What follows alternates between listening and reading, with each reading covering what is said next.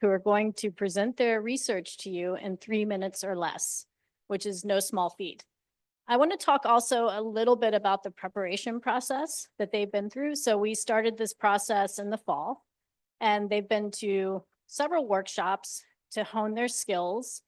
And we've had judges, or not judges, but coaches who have been so helpful along the way. One of my favorite parts of this competition is that we have our previous competitors come out and actually help coach the competitors from this year, which is just a really great part of this competition, in my opinion.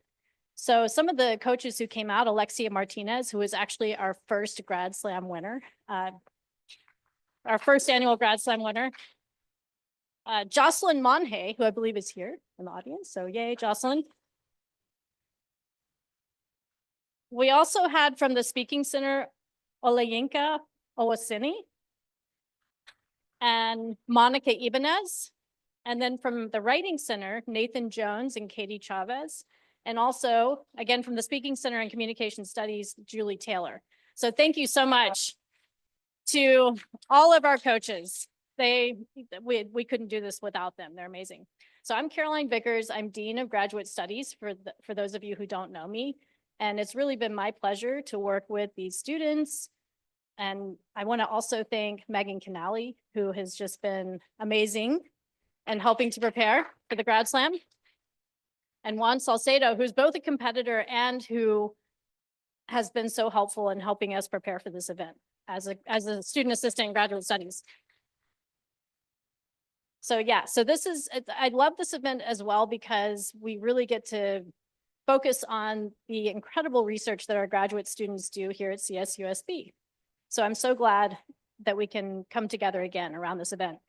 So I'd like to take the chance now to introduce our judges. So thank you, judges, for being here. And I'm actually going to ask them to turn around and sort of introduce themselves so that you can see who they are.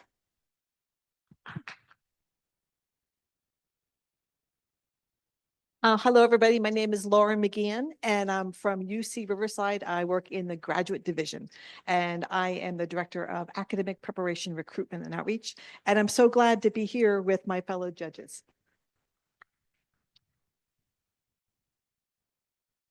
Hello, thanks for being here today. My name is Scott Smith. I work for San Bernardino Unified School District. I'm a Cal State alumni and also a Hall of Famer. I'm just really excited to see the young Coyotes up on stage today and see what they have to offer. And thanks for being here.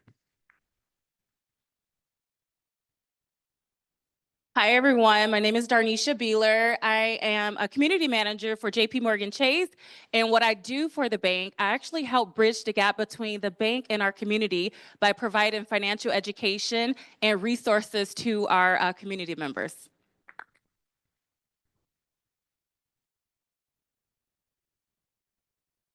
Thank you so much, judges, for being here. We're so happy to have you.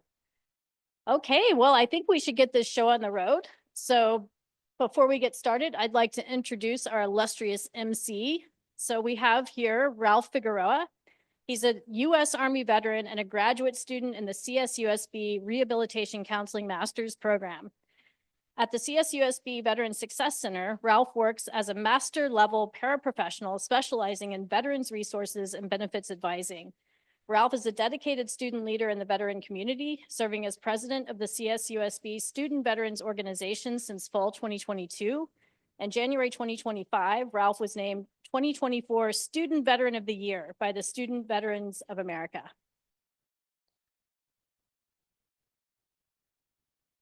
Since starting at CSUSB in fall 2022, Ralph, who is on track to graduate in 2025, has secured thousands of dollars in equipment from donors for students, such as laptops and computers, and thousands of dollars from donors and food supplies to stock the Veteran Success Center pantry. But that's not all. Ralph is also an internationally known stand-up comedian, known for his sharp humor and engaging storytelling. In fact, he's toured bases all over the world, entertaining service members. Thank you, Ralph, for serving as our MC.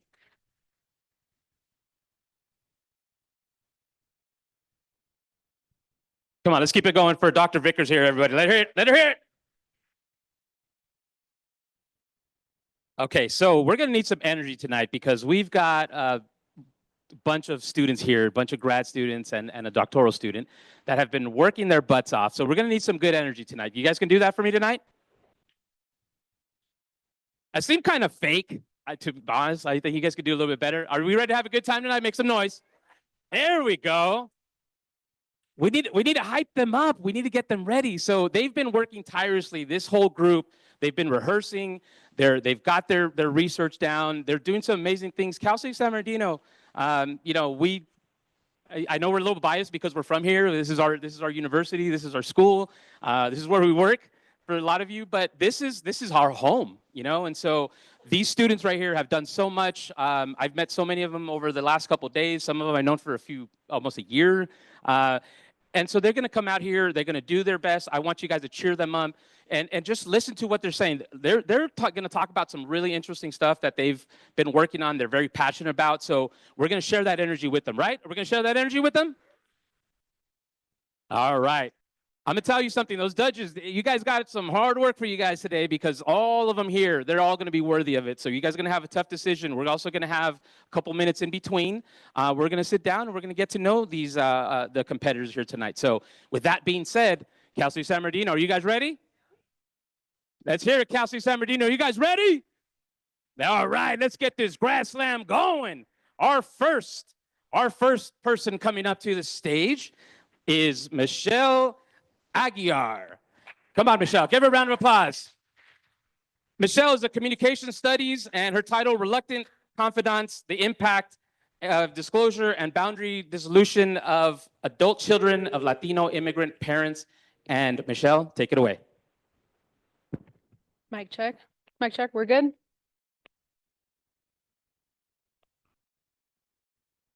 I want you all to picture your childhood.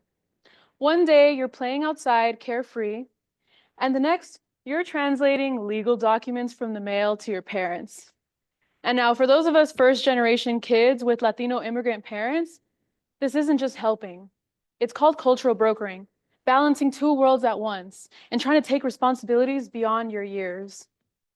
And so for these children, they're taking on these responsibilities beyond their years, and it likely happens because Latino immigrants face significant challenges when they come to this country, like social segregation and limited access to resources. And so as a result, their first generation American children become essential to navigating these challenges. But sometimes these cultural brokering tasks kind of take a step into a more emotional and personal territory. Because the same trust that makes these children the first to be interpreters for their family also makes them the first to hear of their parents' struggles. Struggles like parental infidelity, marital issues, addiction, divorce, job loss. These are difficult things to talk about among adults, let alone children. And so what happens there is that when Latino immigrant parents disclose family secrets or crises with their children, a unique problem emerges. They become reluctant confidants. This is somebody who doesn't actively seek the disclosure or consent to it. And so this is a unique problem that emerges, and it's severely underrepresented in research, and that's where my study comes in. So I'm using communication privacy management theory, which basically helps us understand how private information is shared and why crossing certain boundaries can impact relationships. So just as locking the doors of your home protects it from unwanted access, we do the same thing to protect our private information. So when Latino immigrant parents disclose these family secrets or crises to their children, what I wanted to see guided by this theory is how it impacts their relationships, their emotions, and their well-being.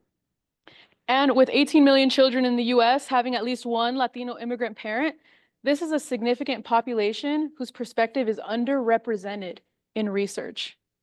And so my study amplifies their perspectives and the emotional burdens that they're likely taking into adulthood. More importantly, my research helps validate a reality that often feels isolating.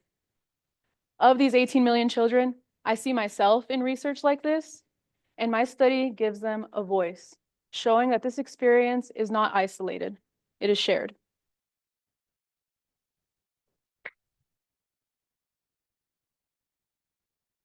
Wow, give Michelle a round of applause. Come on, Michelle, come and join me. That was really, really good. Great job, by the way. Thank you. So share with us. So what inspired you to do this kind of a research?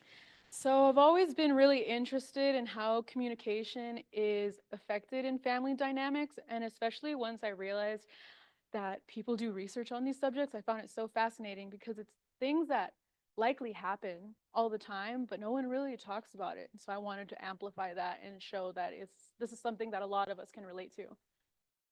That's amazing. What you, like, so I saw the title when it said adult children. I was like, my wife would have been here. She would have called me an adult child. So, Yeah. um, Yeah. but yeah. So how did you come up with the title for your presentation? It's really founded in this concept from communication privacy management theory, where it talks about reluctant confidant and how they didn't actively seek or consent to those disclosures. So I wanted to kind of emphasize that because the reluctant confidants, they're the adult children who didn't consent or receive these disclosures. Yeah, absolutely. So tell us about your program. How do you like your program here at Cal State San Bernardino? This graduate program is amazing, and I couldn't have done it without the two people who are going after me, who are my absolute besties. And I see like my whole committee who is also like been navigating me while I've been writing this thesis. I even see my students in the audience, which is amazing. And so this is just such a tightly knit community that I absolutely love and I feel immersed in, and I couldn't imagine grad school without any of these people here. Yeah, that's your support system, right? Yeah. So if you came here to support Michelle, let me see, stand up. I want to see you guys stand up real quick. Wow, look at that. Even one of the competitors, yeah, all across the room. How does that make you feel, Michelle? Oh, it makes me want to cry, but I'm just a crybaby. No, you did a fantastic job. You look so comfortable up there. Like your style, like your what made you choose these shoes right here? I was thinking about wearing like boots, but I teach in my checkered Vans like every day, and these are the shoes that I live in. So this is what makes me like comfortable and like This is you, it's signature, right? yeah, Kind of your thing. yeah. This is Well, me. everybody, let's give Michelle a round of applause. Thank you. Thank you for being here. Thank you. Fantastic job, sir. Thank you. All right. Fantastic, right? What I tell you, judges, man, that's number one. We're gonna keep going. So you guys ready for the next competitor? Make some noise. I don't know. I can't believe that. Are you guys ready? Let's give it up for Bristol Nevins, everybody. Give her a round of applause. Communication Studies, Contradictions in Policies and Practices, a case study and educational opportunities for transfer students. Bristol, take it away. How many of you were a transfer student? Me too. Actually, at the time of the study, around 50% of California State University students were transfer students. And until recently at CSUSB, they were denied some key educational opportunities. Out of 23 CSUs, 16 have honors programs, but only 3 accepted transfer students explicitly. And honors programs happen to provide a national network of academic and research support. And to exclude half of our student population, especially those that are more often women and students of color, was something that I felt passionate about. On the one hand, the CSU website explicitly states that honors programs are for exceptional first-time freshmen. And on the other hand, the CSU mission states that CSUs should provide educational opportunities to students that haven't been able to experience them previously, and to support students in their academic endeavors. And so it would seem that there are a couple of contradictions here. My research is a case study on the explicit policies and implicit policies that are found surrounding educational opportunities for transfer students. And so for explicit policies, we have that honors programs are for exceptional first-time freshmen. And for implicit policies, we have those mission statements that CSU should serve as an educational center for their community. What's important to note when you study contradictions in higher education is that these are in between policies as they are written, implemented, or interpreted and practiced. And these contradictions happen between or across organizations such as the CSU system, CSUSB, and our honors program, as well as across people such as students and higher education personnel. And so we have a couple of contradictions that pop up and that we're looking to see how we can address and how we can best utilize them moving forward. And so fortunately at CSUSB, And within our community partners, it's very clear that these transfer students should have the same educational opportunities as other students in this area. And what's interesting is that our non-student participants tend to lean more into utilizing the CSU mission and CSUSB mission rather than that explicit statement that honors programs are for freshmen. And so this is a contradiction that we may, or this is a statement that we may have future contradictions develop from because people interpret mission statements differently. But what's clear is that at CSUSB, we all define the future, not just half of us. Thank you. Keep that applause going for Bristol Nevins, everybody. Bristol, take a seat here. Fantastic job. Really good. Really great job. So, so tell us a little bit more about what inspired you to work on this research. I was a transfer student, and I came from a community college honors program, and I really wanted to do it here.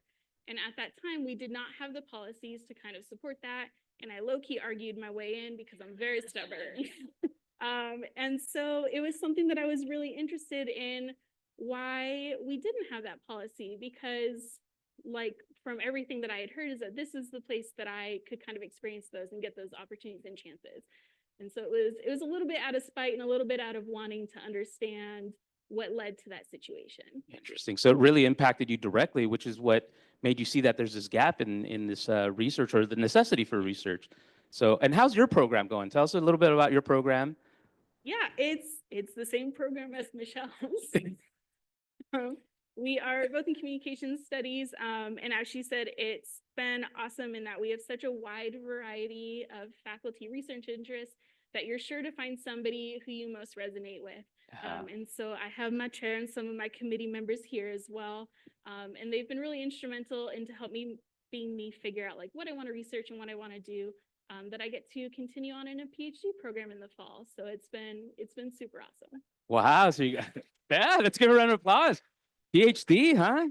That is fantastic. Don't worry about these ones. These are flip-floppers because they were rooting hardcore for Michelle. Now they're rooting hardcore for you. So I don't know what's going on with these guys. Or yeah, they're your people. Your people. No, but thank you for sharing such great insight, because this will eventually impact a lot more students, especially the transfer students that are coming to CSUSB. Once again, everybody, let's give a round of applause to Bristol Nevins, everybody. Congratulations. Ooh, telling you, ooh, you guys have a tough job. I don't envy you guys right now. So far, we've had 2 really great presentations. Are you guys ready for your third? All right, so we're going to do this. When I say grand, you say slam. Ready? Grand.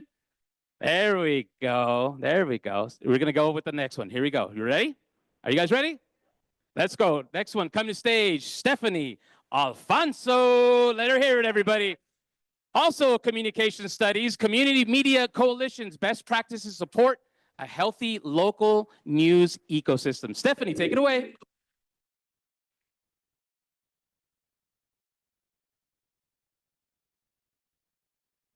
Imagine waking up and all your local news sources are gone. No updates on city council decisions, school board meetings, or community emergencies. This information blackout is becoming a reality across America for multiple communities, where we're losing 2/3 of newspapers and creating news deserts where more folks are having one or no local news sources. The eye is a little bit different. We're facing a news mirage, which Corrigan says is an illusion for abundance of news, where they're actually publishing the same content. So when you're opening your local news app and seeing the same content every day, it's not just annoying, it's dangerous for democracy. Because when communities lack access to local news, misinformation runs rampant, folks lose civic engagement, and we see a loss in our communities. So what if I told you, though, that there was a solution hiding in plain sight? Community media coalitions, which my research studies. These CMCs, or community media coalitions, are where they unite media, community leaders, civic and educational institutions to all support our local news ecosystem. But how do we build them? Well, great question, because I interviewed 11 different leaders from 8 different coalitions who had and represent over 400 media partners across the nation to support different local communities. With that said, it resulted in a best practices guide, which came with 5 actionable solutions. 1, you want to have a democratic structure. 2, you want to make sure that you have a defined mission and vision. You want to build trust among your community and your partners. You want to remain neutral, impartial, and avoid pitfalls like competing with your partners for funding and or expanding too quickly. With that said, this guide is more than just academic research. It's a local blueprint for democracy. And hopefully our CMC in the IE will implement these practices and give coverage to our IE residents, and that's over 4.5 million people. So by fostering collaboration over competition, we're able to bring that quality journalism, and not just here, to communities nationwide. So communities that are better informed are more than just better informed. They're more resilient, they're more democratic, and they're more equitable. Thank you. Let's keep it going for Stephanie Alfonso. Come and join us. I got to say, talk about your outfit. This is awesome right here. This is dope. Like, I just want to read your jacket and what's going on. What made you choose this? This is dope. Thank you. Okay, so very intentional because 1, my project involves cats, which is very important to me, but also news, right? So I was like, why not just bring a little bit of both, make it a little exciting? And, I had to add the vest for a little something. So definitely had some fun with it. That little something's working. It's pretty awesome, right? Let's give a round of applause for that outfit. You look slick. You look great. So what was your inspiration behind your research?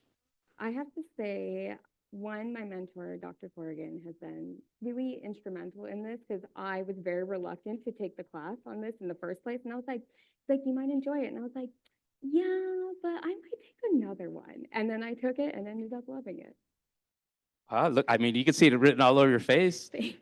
Yeah, that's great. So, what's your future plans? What's Stephanie doing after the semester? What's going on? Well, 1, getting ready for a real break in the first time in forever, and then headed off to a PhD program.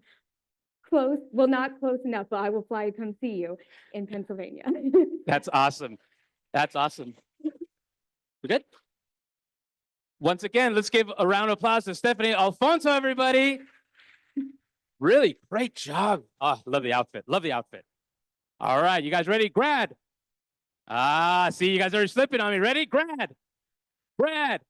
There we go. So far, three competitors already done. Judges, I know you guys got a tough decision, but keep working it because we're going to give you some more. We're going to make you guys work tonight. Earn that.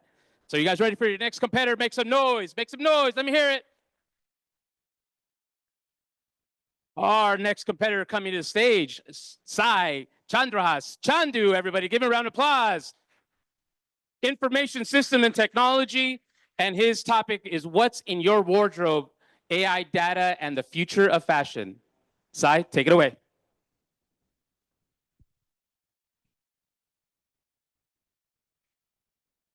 Have you ever noticed how quickly we consume the things these days?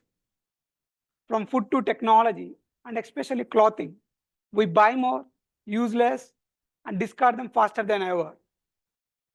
Fast fashion brands produce billions of garments each year, and most of these items end up in landfills after just few uses. In fact, fast fashion alone generates 10% of global carbon emissions and 20% of wastewater pollution. This got me thinking, can we use data, technology, and responsible business practices to stop this cycle or to break this cycle of fast fashion and throwaway culture? I'm investigating a combined approach that helps fashion companies become truly sustainable from the inside out. You guys might have heard of enterprise architecture. It's like an internal blueprint of a company guiding how they operate, plan, and make decisions. My goal is firstly to integrate sustainability and circular economy principles directly into this enterprise architecture so that the sustainability becomes part of the company's core structure instead of being a separate initiative. And using technologies like artificial intelligence, blockchain, and business analytics in the workday process of a company so that they could be able to track the sustainability performance and can openly share that information with consumers. This means we as consumers or customers could be able to know where our clothes come from and how they are made. Right now, I'm looking for a company, like a fashion company, to pilot this framework by using t-shirts, as t-shirts are the most commonly purchased clothing item worldwide.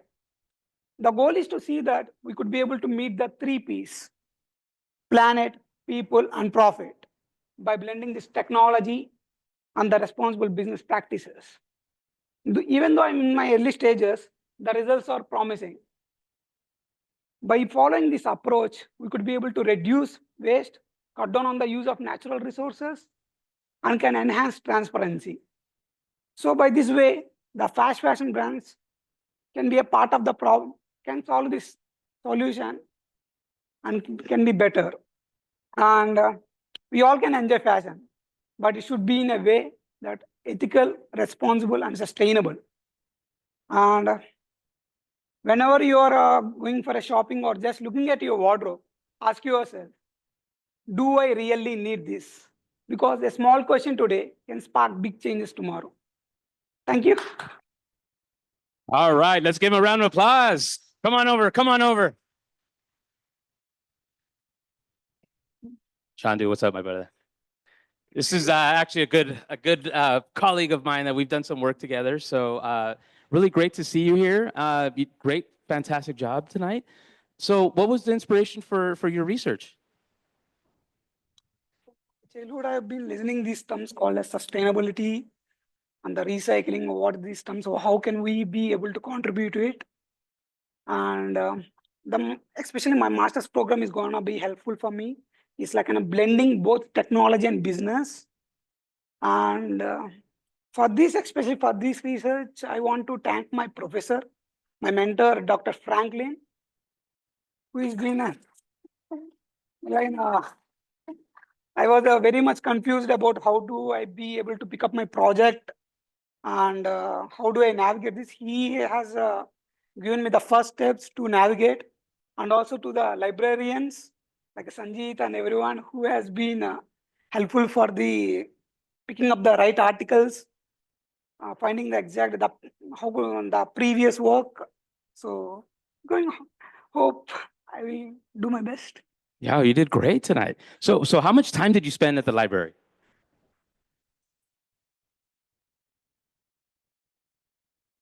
Yeah, see hours, but I have eaten up the brains of researchers. Yeah. The librarians, they have really supported me, and a lot of time, it's like both I have slept, I have ate. Got to get some sleep in there once you can, right? Nice and quiet in there, but you definitely doing some work, right? First, when I open an article, I would. You didn't hear that, Professor. You didn't hear none of that. No, he was excited the whole time. Excited. So give it up one more time to our good friend Chandu and his amazing research. Thank you for being here. All right. You guys ready for another one? You guys ready? All right. When I say grad, you say slam. Grad. Grad. There we go. All right. Here we go. Our next presenter. This is another great research project. Please welcome Xochitl Baca, everybody. Let her hear it. Instructional design and technology. And the topic is unlocking minds, bridging incarceration and innovation through STEM Nation. Xochitl, take it away.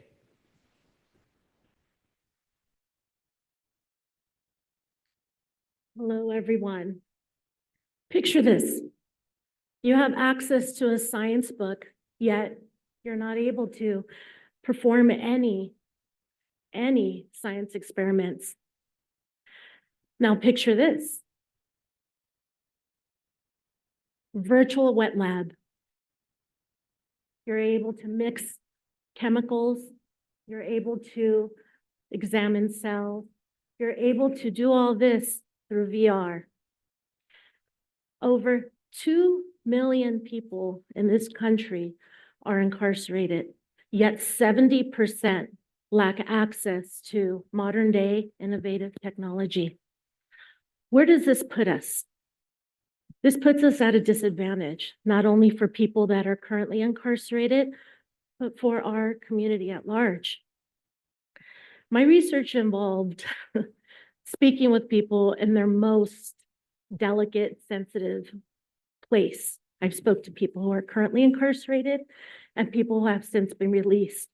I've interviewed people here at Cal State San Bernardino, and I've interviewed people up and down California that are involved with Project Rebound and Underground Scholars. I've also actually had the opportunity to volunteer and teach an intro to college class to students that were young adults that were currently incarcerated. So this is where I gathered a lot of my information and saw the need for this. STEM Nation. STEM Nation is something that I've created to help alleviate what we're working with.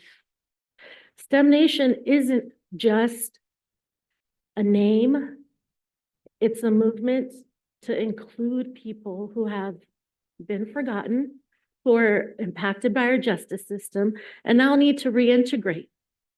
STEM careers are the fastest growing. And surprisingly, when people are released, some do have a background, they need to find jobs where they can support themselves to avoid recidivism. And finding employment lessens recidivism by 40%. So having people that are properly trained in STEM field can impact their future. What is some of our fastest growing fields? In software development, engineering, AI, so many more. Now, if people were better equipped and prepared, then they're able to step in these fields. Surprisingly, these professions do not have a rigid requirement for background checks. So it could set them up for great future. So my question to you today isn't, why are we not doing this? It is, when are we going to begin this? Thank you. Keep it going for Sochi. Sochi, join us right here, right here. Oh, somebody's phone is over here. All right. It's mine now, Chandu. Forget it, dude. So what was the inspiration behind your research? What led you to that? Well, growing up in a community where there was a lot of police activity and finding that a lot of people were being incarcerated for various reasons, I just saw that there was a need to supplement education to encourage it beyond the bars, essentially. Yeah. And so my inspiration was definitely to help people. Yeah, you mentioned Project Rebound. Does anybody here, do you guys know about Project Rebound, what they do here? So it's an amazing program that works with a lot of students that were formerly in the penal code system. And they're out here doing some amazing things, and they got that support system just like every other department. And I'm glad that you mentioned that, because there's a lot of students here that have no idea that we have programs like that. So, you know, what would you like to share about Project Rebound to the rest of the audience that maybe doesn't know about Project Rebound? Well, Project Rebound assists students anywhere from referrals for social services to getting classes that you may need. And it's a great transition from students who have been system impacted or currently incarcerated, and a bridge to get them to continue higher education. We have over 100 program participants at Cal State San Bernardino. That's awesome. That's awesome. So thank you for sharing. Successful participant. Yes, absolutely. Let's give Sochi Bach another round of applause, everybody. Thank you. Great job tonight. Are you guys ready for your next competitor? Now, let's go. Wake up. When I say grad, you say slam. Grad. Grad. Here we go. Our next presenter is Pablo Gutierrez Cervantes. Everybody, let him hear it. Give him a round of applause. He's in our educational leadership doctoral program, and he's going to focus on culture shock among international students in U.S. higher education. Pablo, take it away. Imagine leaving everything familiar, your home, your culture, your language, to move to a completely new country and study. Exciting, right? But what if instead of adventure, you encounter yourself struggling to understand conversations, feeling like an outsider, and questioning if you truly belong? This is culture shock, and it's something I know all too well. When I first moved to the US, I was filled with hope, but also fear. I had spent my entire life in Mexico City, surrounded by my family, friends, a partner, and a culture that felt like home. Suddenly, I was in a place where even the most common things felt like climbing a mountain. Even though I knew God was with me, the loneliness was overwhelming. But I know I'm not the only one. Every year, thousands of international students immigrate to this country to pursue these studies. So my culture shock isn't just about missing home. It deeply impacts academic performance, social integration, and mental health for international students. The studies by Harvard have shown that international students experience high rates of anxiety, loneliness, and depression. But even some universities have not implemented the appropriate support system for these students to excel. Using social support theories as a framework and qualitative research for my research, I plan to uncover challenges international students experience and the patterns that these challenges confront in their education.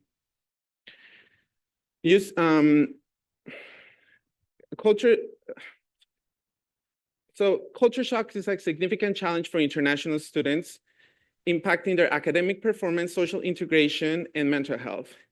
With better support systems, we can support these students to succeed and make them not only to survive, but thrive. Thank you. Once again, give it up to Pablo, everybody. Let him hear it. I'm going to sell it back to you, right? Pablo, great job. So you're in your, what year are you in your program? I'm in my second year of my EDD program here at Cal State San Bernardino. Awesome. Pretty soon you're going to be Dr. Cervantes. That's pretty awesome. So what was the inspiration behind your research? Well, I immigrated to this country around 8 years ago, and I started from zero, like unpacking boxes at Ross and working at retail. So I decided to keep growing, and I researched some universities to apply for, and I got accepted to UCR and Cal State San Bernardino. So I decided to pursue my studies here. So I went through all the emotional roller coaster of actually immigrating to a different country, to a different culture, to experience new systems, health systems, school systems, and I had to adapt to it. And I mean, I didn't have like much family support because I immigrated by myself. So for me was, this research is an inspiration based on my own experience, what I had to overcome to be here. So I think Cal State San Bernardino had done a great job in my education, because in here I was able to get so many opportunities. Like I think this institution offers a lot of opportunities in terms of scholarships, conferences, study abroad programs that enrich my academic life. So when I graduated here with my MBA, I decided to work for tech. So I worked for Oracle. And then eventually I discovered my real passion, which was working with students. So I came back to work here at Cal State San Bernardino. And I decided to pursue my education further, getting into my EDD program. What a journey. Let's give him a round of applause. That's awesome. I want to ask you just this one simple question. So what would Pablo, when first got here, say to you right now? I would say, what would I say to myself? Yeah, what would you say to, I said, back then to where you're at now? I would say that, Pablo, you have done great. I'm proud of you and your faith in God, and your strength has brought you where you are, and keep moving forward and be grateful for everything you have. Absolutely. Let's give Pablo a round of applause. Thank you for sharing your journey with us. Great research, and to the continued success. Thank you. Once again, round of applause for Pablo, everybody. Let him hear it. Man, Judge is telling you, getting tougher, getting tougher. You guys ready for your next one? You guys ready? All right, let's keep it going. Our next competitor is Federico Sanchez, everybody. Let him hear it. Let him hear it. He's an instructional design and technology using VR tech to create graffiti art. Go ahead, take it, Federico. I was born from the love songs of the East Side Story albums. My mother, Chicana, my father, Chicano, showed me the aesthetics of my culture. giving me my first green lowrider bike, showing me how to lean back, showing me how to iron my clothes and crease them a certain way, giving me my first calligraphy book, and showing me how to do Old English writing. So this is where I found my passion in this culture. This is my graffiti art, and it's not just my identity, it's a symbol and cultural knowledge that I grew up in Southern California, and I kicked it with the Southern Raza, and I understand the struggle of being discriminated. And I grew up in Northern California, and I understand the struggle of the Raza up there, working the fields and being discriminated also too. And also, because I'm proud of my rave culture, because I like to dance, I call this electric cholo funk. Why do I bring this up today? Because this is innovative VR technology, and the school needs to adapt to this new innovation and to diversify the arts. So I was inspired by my DI training in my military service and my academic studies at Cal State San Bernardino. And how do I plan to do this? I plan to use Slack app, a communication app, to share, critique, and upload their work. And then they'll have syllabus and goals for the class. And then I'll use AI to translate it into other languages for the international students. And then they'll conduct this in a virtual reality environment, simultaneously working together to make graffiti art. And I'll do a checklist for basic design principles, emotion, and any other conceptual thought, and anything else beyond that nature. So as a result, they'll be able to work on can control without the fumes, without the legal ramification. And this will transition to all drawing mediums. And then they'll be able to work on full range of motion, which we can start training mural activists to go out there into the real world. And then last but not least, I can unite all the barrios from around the world, not just based on their skin color or where they're from, but we can unite their cultural aesthetics and the art that they bring together and create a unique graffiti. Therefore, the East Side romance is not dead. I did this for you, Mom. Thank you. Awesome. Look, don't leave, Dale. Don't leave yet. Come on, Federico. Come on. Let's give a round of applause, everybody. Let them hear it. Dude, great job. Thank you, sir. And also thank you for your service. So real quick, are there any other service members in the house? If you serve your country, I want you to stand up right now. That includes you and me. Anybody else? Awesome. Thank you. Thank you for your service. So you said this is your piece of art right here. What inspired this right here? Just like the Raza, the overcoming our struggle and coping with reality of not having job opportunities and getting discriminated in school and getting expelled from school because of my culture, and never being involved in gangs, but being affiliated with the children around my neighborhood. You know, that's why I do it. And I do it for my mom. She died when I was young. And that's who I do it for. She's my passion. She's a big sense of part of your inspiration behind. Yeah, she showed me how to love. Absolutely, that is awesome. How did your military service, how did that transition into being a student here, being in a master's program? How did that help you? Well, with the DI training, it showed me a lot, especially sharp programs, that's about not to do sexual harassment, taught me how to treat everybody with respect, and that English is not the only language. You know, everybody comes from different backgrounds, and we all got to work together at the end of the day. Yeah, teamwork, right? Right, teamwork. Teamwork. So what's going to be next for you after your program? Where do you see yourself in the next 5-10 years? Well, I hope my graffiti residency blows up one day and I can teach graffiti art, but hopefully somebody recruits me and I can work for the educational system. You not hopefully when they recruit you. Oh yeah, when they recruit. Right? Yeah, yes sir. Because that piece of work is that not amazing up there? That look, it's beautiful, man. Thank you. So with that being said, Federico, thank you for sharing your research with us. Yeah. And let's give him a round of applause one more time. Federico. All right, we're going to keep this show going. We got our next competitor coming up. Give it up for Luis Gonzalez, everybody. Let him hear it.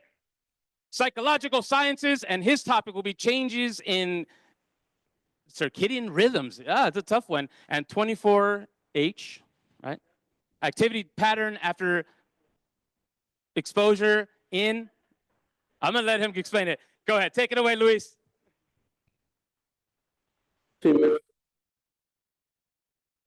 Testing. All right. I want everyone to imagine that you're a parent and your 15-year-old adolescent has been struggling with anxiety and depression.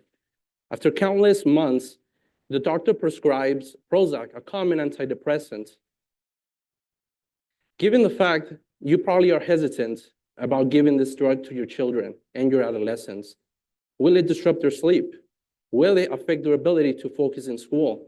These are questions countless families face daily, given the fact that antidepressant prescription rates have skyrocketed since COVID-19.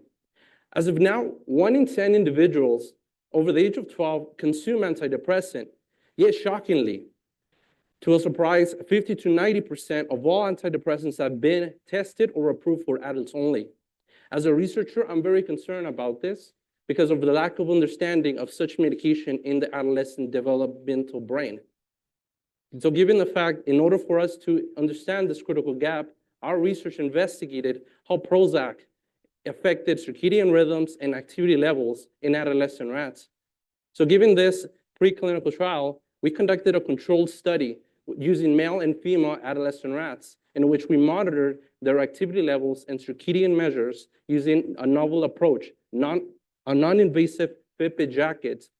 This cost-effective actigraphy method has been validated across all research, giving us the opportunity to measure and quantify circadian rhythms objectively over time.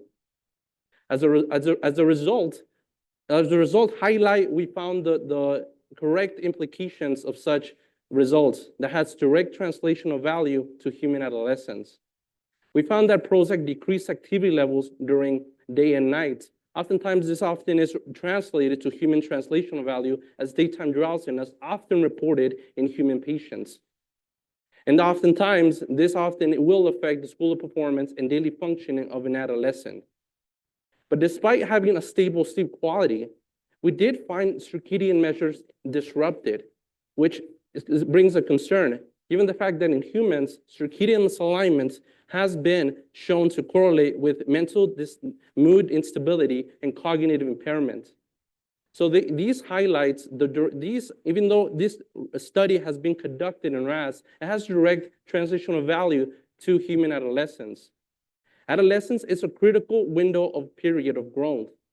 Disrupting circadian rhythms will be very severe and impacting their overall growth as they mature up. Our results highlight the need for more adolescent-focused preclinical trials, as most are done in adults.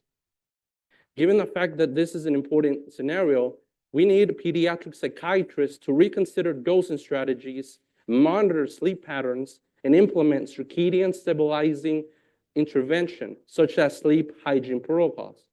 Now imagine being that same parents, but now you have greater confidence in your child's treatment plan. Our research throughout will have heavily implications in order for families and healthcare professionals to make more informed decisions. Our research will influence the next generations to come for the doors to open for more improved mental health care. Thank you.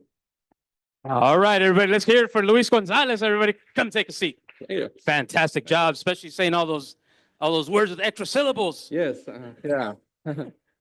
I was in the army. I drove a tank. I don't say stuff like that. My spelling isn't that great. Yeah. Right. I spell army wrong once in a while, so don't mind Yeah. me. So what was the inspiration? So your given the research? fact, so I work with Dr. Leslie Medeo. So our lab focuses a lot of developmental psychopharmacology. But given the fact that this is a very important question, I think I could speak for all the families out there in the whole world in general, because given the fact that often times right now we're in a crisis, though often we don't see, and I believe it's a second pandemic, which is depression and anxiety, and just given the fact that the American Academy of Pediatrics and the American Academy of Child and Adolescent Psychiatry, they recently declared a national emergency of such magnitude. So this is really serious stuff. This is stuff that we really have to research. And just like by explaining what I just mentioned, we just don't fully understand what it does to an adolescent. And that really is concerning because we're adults and we don't have the same brain as an adolescent as their development. And I could relate, maybe I can't relate as I'm not a parent, but I know a lot of parents out there that have children suffering from depression and anxiety. And so just given this motivation of our research, really, this is really something that I take personal in order for us to really do something about it, right? And even though this is something that we do here on campus, and that's why I like this campus, because we're doing a lot of wonderful work that really will impact everyone. And obviously, we work with other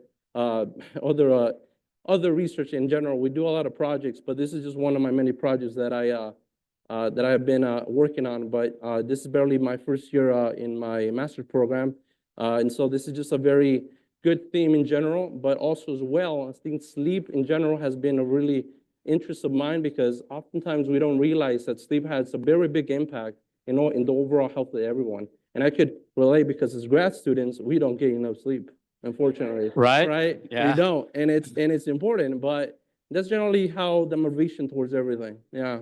Yeah. So psychological sciences, just so you know, has a track record here at the Grad Slam for winning these competitions. You definitely put your stamp on it. Thank you. And thank you for sharing, that it is important. And, it's definitely one of those things that we need to focus more on getting more sleep. And just real quick, what do you recommend for us grad students that don't get enough sleep? So, yeah, it's really hard for us. I understand that we try as best as possible, but in general, from what I know in general, I think it's generally, I think it's just recommendable. Generally, in research that I read and consistently, I think it's very. This is just as we diet, and you know how we all have macros, right? And we all need our protein, our carbs, and fat. These are all essential, but essentially there is actually 4 macros for sleep.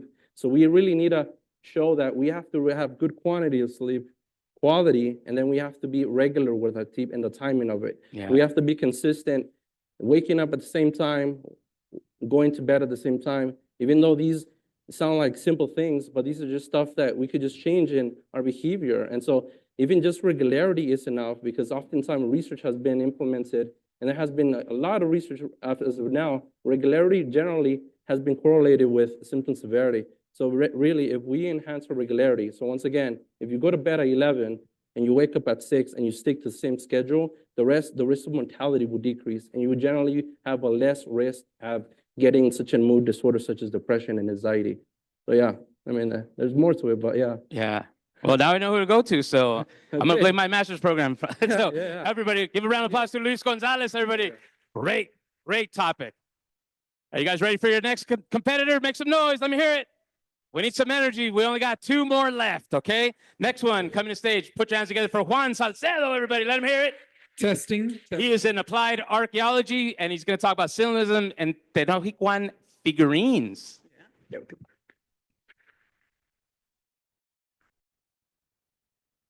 The Antiquities Act of 1906 was the first cultural resource legislation of its kind in this nation. It has been well over 100 years. It is close to 120 years. Since then, many ethical and professional standards have been established due to more legislations coming of it and of the groundwork that it created.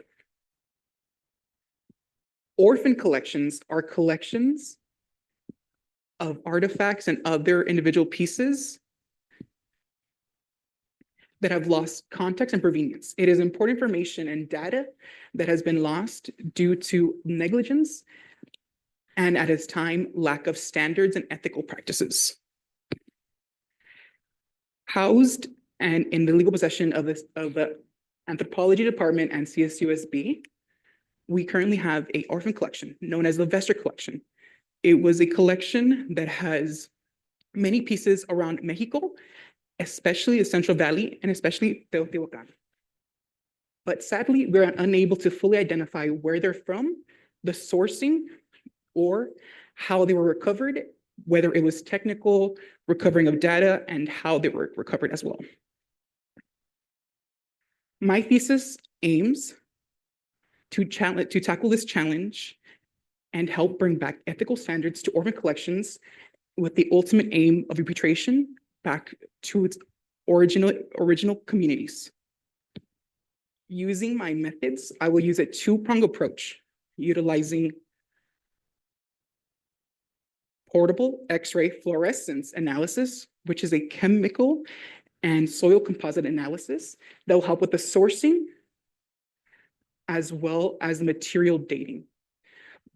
With the material dating, we'll be using typology, which will be the second approach of the 2-pronged approach.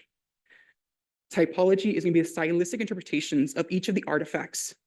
As we know, Teotihuacan was a cultural complex of its time, housing multiple groups of different cultures from all over Mesoamerica, Mexico, South America, and even groups in California. That being said, because of all of these different groups, we were able to use typology, identify the standard practices and cultural craftsmen and their practices. Using these two-pronged approaches, we're able to use relative dating to find where they're from, which groups they're from, and using composite soil, we're able to identify the soil composite of this. Utilizing these method approach, we aim to utilize this method not only for a vector collection, but for the rest of orphan collections for the purpose of repatriating them back to the original communities. Thank you. Fantastic job. Come on, join me right here. Thank you so much. Great job, great job. You. So archaeology, what got you into archaeology? Yes, so for archaeology, for me, what got me into it was actually bioarchaeology. So a subplan of archaeology, going more into the biological of it and even the skeletal remains. So Interesting. yeah, and a short answer will be Bones, which is a TV show about forensic anthropology. Okay. Yeah. Any other Bones fans in here? Yeah, I got a few. Yeah. But we're in research, we have to say, you know. Yeah, right. So what inspired your research, what your thesis that you just talked about, an orphaned Collection, yeah. My department, I'm in the applied archaeology department, and we have wonderful professors and department that's super helpful. As I was saying, the vector collection is housed and in the possession of the department as well. But my mentor, Dr. Hep, and my mentor as well, Dr. Sosa, who's here, they luckily were able to help me out and kind of go through the collection. And it was really wonderful and hearing of how we got to become of it and seeing how it was collected, because a lot of these pieces were obtained, like I was saying, like very unethically, or during a time there's no standard practices. So we here at our university, we have orphaned artifacts. Yeah, but they're currently legal because at its time, you know. Right. But the whole point in the future is hopefully to repatriate them and help bring them back more ethical standards to these collections. Yeah. That is awesome. Well, thank you for sharing your research with us. Everybody give a round of applause to Juan Salcedo, everybody. Thank you for being here. All right. We are down to our final competitor for our Grad Slam tonight. You guys have been an amazing audience. So far, let's give a round of applause to all the competitors so far. And with that being said, we're going to bring up our last competitor of the night. Last but not least, Gina Mosqueda Lucas, everybody. So also applied archaeology, reawakening Chumash cultural knowledge of seagrass and seagrass cordage from Limu? Limu, yes. Santa Cruz Island. Gina, take it away. Revitalizing, reawakening, and reclaiming. These words capture and what will be achieved through the relearning of Chumash cultural knowledge about Sueca salmon, the ocean's grass. Haku, Castro Hapatina Echaksahi, Maktuka, Gina Mosqueda Lucas. Hello to you, the ancestors, and today's descendants of San Bernardino lands and Palm Desert lands. It's good you have come this evening. As a California Native American archaeologist and descendant of the San Ynez Band of Chumash Indians, I'm here to share the beginnings of deepening cultural knowledge on seagrass, a gift with the responsibility in strengthening Chumash use of this marine plant that has become my thesis project. Created by the Cureseño, my ancestors from Santa Cruz Island, the woven netting shown here was brought back to the mainland from the village of Lacayamu. Chumash ancestors have inhabited coastline regions ranging from Malibu to San Luis Obispo and our California's Northern Channel Islands. And in that time, they used seagrass to create various items essential to islanders' way of life. In fact, archaeological testing has revealed Chumash Islanders' use of seagrass and fiber technologies date to 9,000 years ago. Sections of woven mats, nets, bags, thatching, and garments have been found within coastal village sites of Channel Islands. My research project is a collaborative effort between Chumash of San Ynez, Santa Barbara, Ventura, in addition to archaeologists specializing in Limu archaeology. A community partnership in bringing our various cultural perspectives together as we move forward with this project. My research emphasizes an expectation and expanding collaborative ties through the emergence in the seagrass community, creating engagement between Chumash descendants as support with seagrass twining, braiding, and knotting processes, aiming at an outcome to increase replication of woven items from this fundamental resource and to strengthen our cultural practice in modern times. And joining the Chumash from the past to the present, descendants from elders to youth will harvest and will also analyze archaeological literature while learning from our ancestors through oral accounts, their languages, and studying their woven artifacts. Not only is it my goal for this project to revive seagrass knowledge and cordage weaving techniques, but also to understand other cultural aspects our ancestors are sharing with us in the reproduction of this old time practice. Kakinash, natiwanana chohoak chanchakuk. Thank you and travel well, my friends. Fantastic. Come on, Gina, join me. That was fabulous. Thank you. So archaeology. Archaeology, yes. So what's the inspiration behind going into that particular program? Well, my journey began with the revitalization of our language. And then not only with the revitalization of the language, you also revitalize the culture.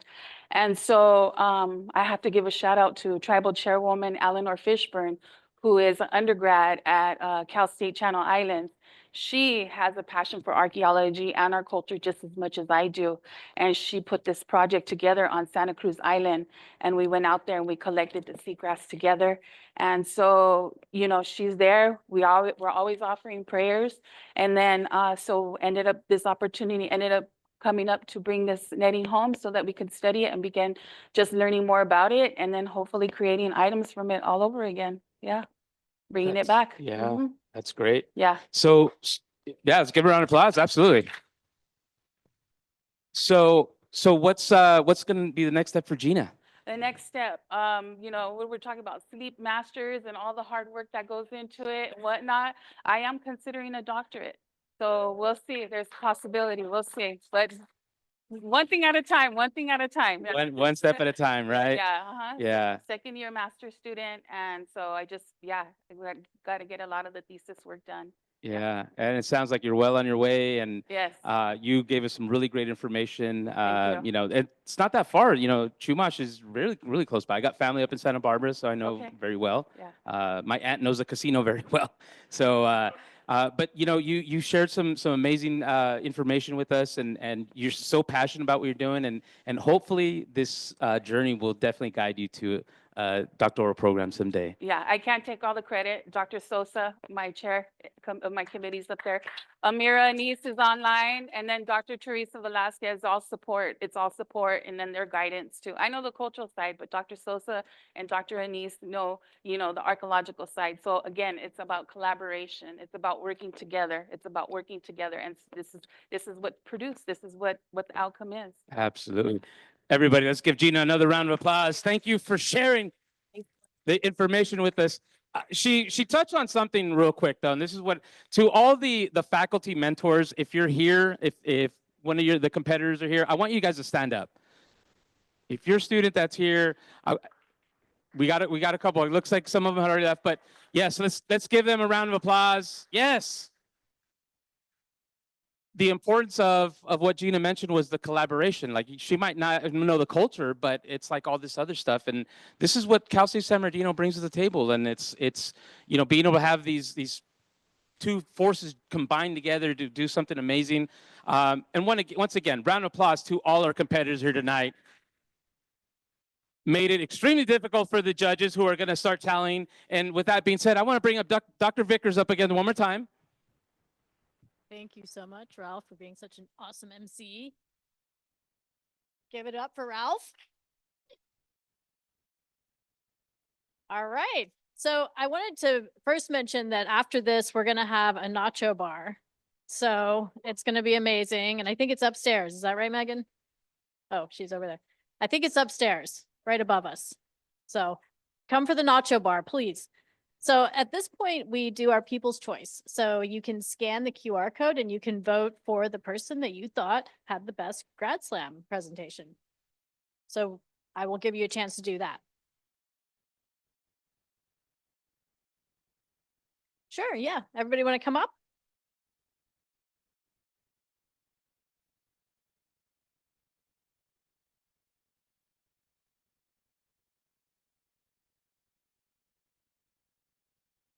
Megan, the nacho bar is right above us, right?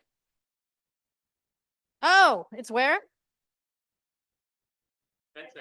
Oh, I'm sorry. The nacho bar is in the event center. You would have been very disappointed if you went upstairs. I'm sorry.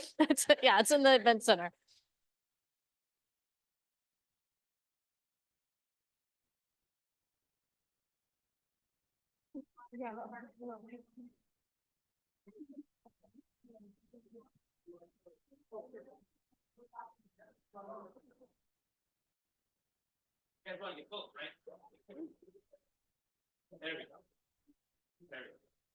All right. So are we doing pictures? Is that? Okay. All right.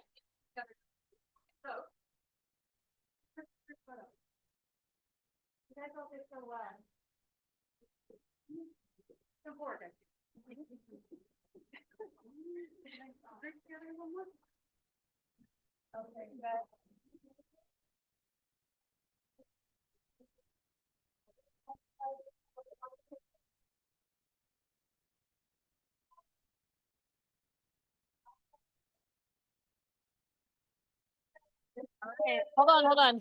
I'm gonna, is Megan around here? I'm gonna get one with my phone. Oh. I mean, I know I'll get these events. Yeah. Either to have an instant one for. I have to. For the have gram. The instant. Yeah. Okay. All right, we'll get it. Mine doesn't turn out good. Okay, step forward, guys.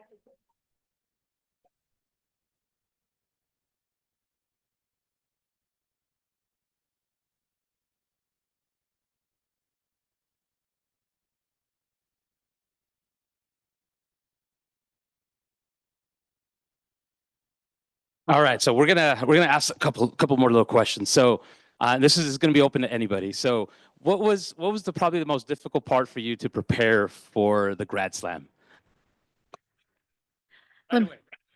I'll tell you what was so hard is after 2 years of teaching oral communication, we teach extemporaneous delivery, which is not memorized, right? And so having to memorize was so difficult. I was trying to memorize but still be giving extemporaneous. So that is what was most challenging for me. Anybody else agree? Do you guys all agree? So yeah. Yeah, it looks like you guys were natural up there. You guys look very comfortable. So did they not look great going up there doing their presentations? You guys did a phenomenal job. So who's ready for the nacho bar? You guys ready for the nacho bar? Yeah, everybody is. Everybody is. So what's your biggest? Let's start with you. What's your biggest takeaway from this the Grad Slam competition? My biggest takeaway is how amazing my competitors are. Oh my goodness, like spectacular, all of you. Like I know, like we've been through workshops together. We've all been through information sessions together. So it's wonderful, kind of seeing how everybody how we started versus how we ended up. You know, so it's wonderful. I would say. Gina? Yeah, I have to just second that with Juan. It's the community. I wasn't expecting to be as supported as I have been. And so it's the community, it's strengthening relationships and then creating new ones too as well. Yeah.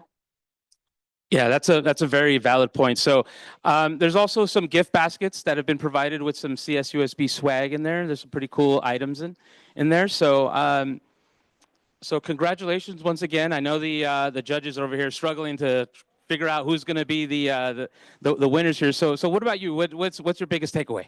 Oh, yeah. Well, for myself, I think this is my first time doing it. I think it's a wonderful experience, as I mentioned with everyone. I think they do a marvelous job at competing.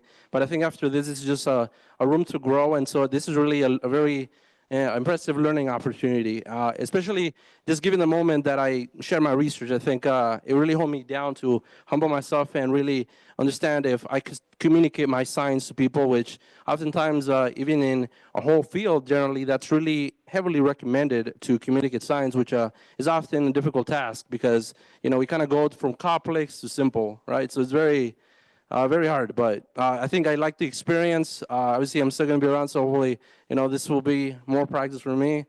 Yeah, I think that's it.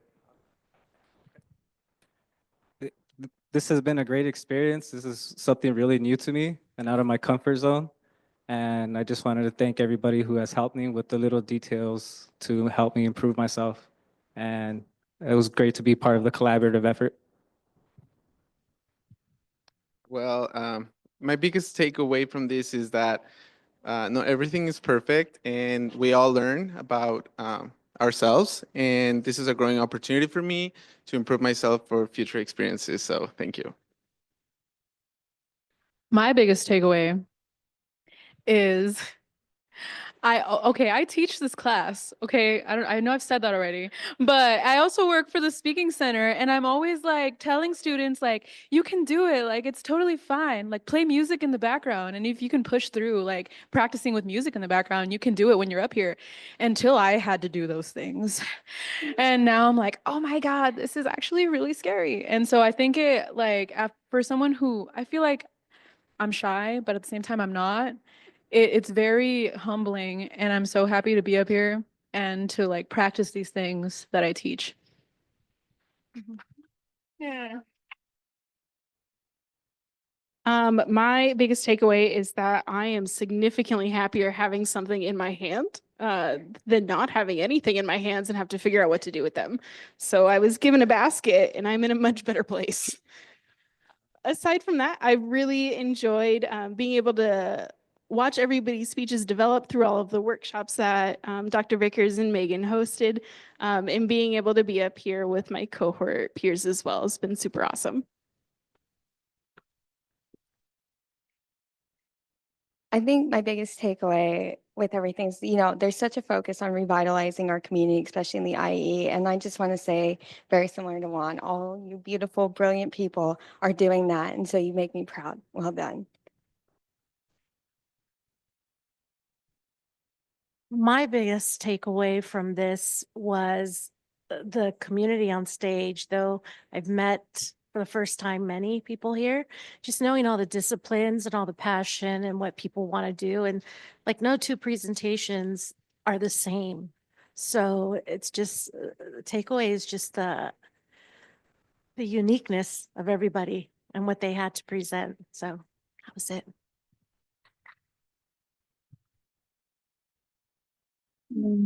This is my first takeaway. Jokes apart, it's like the amount of time or the patience to develop this thesis. We are good at what we do. We are really good at our research, but to convey it to the general audience, it's a really big task, and to work on it multiple times, refining our speeches so that the audience could be able to understand it. It's the presentation, how simple the manner you're presenting it to the audience is the biggest challenge, and it's going to be the biggest takeaway. So with that being said, Dr. Vickers. I have the winners. I'll bet you want to know. Okay, so I'm going to start with the People's Choice Award. So the People's Choice Award goes to Michelle Aguiar.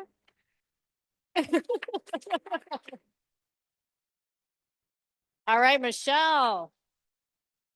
Okay, and then I'm going to go to third place. So that is Stephanie Alfonso. All right, Stephanie.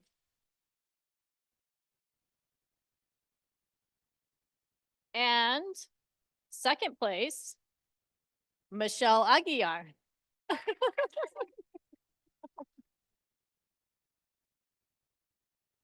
And drum roll, first place, Gina Mosqueda Lucas.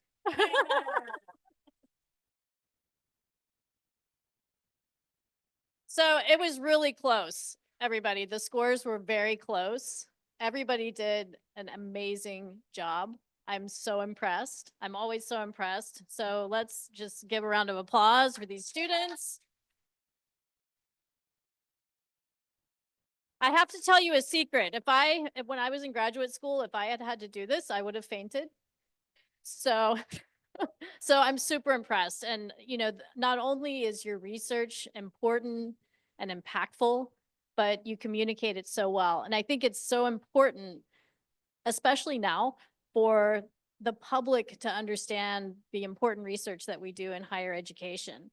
And so the ability to communicate what you do to the general public is so important. So I hope that'll stay with you. And I know that now that you've done this once, you'll be good at it the next time you do it too. All right, good job.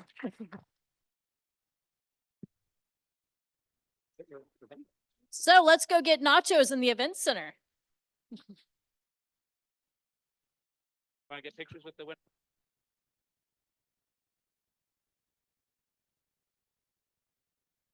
The winners over here.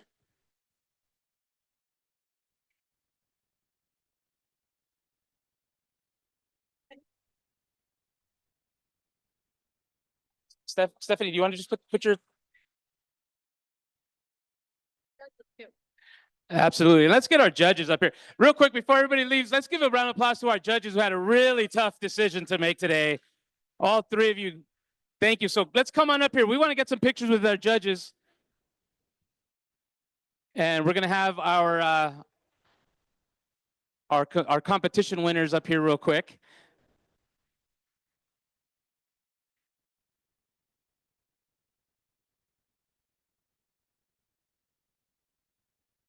Dina, congratulations. Thank you. Oh, you did such an amazing job.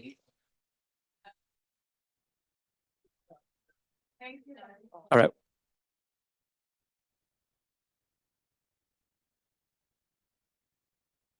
Amen.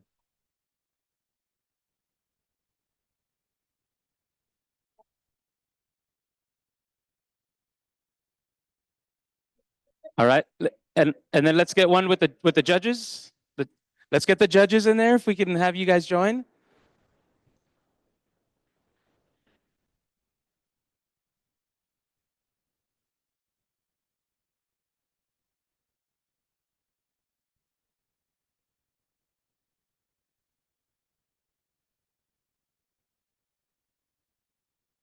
Dr. Vickers, Megan. You got to get in there. You got to get in there.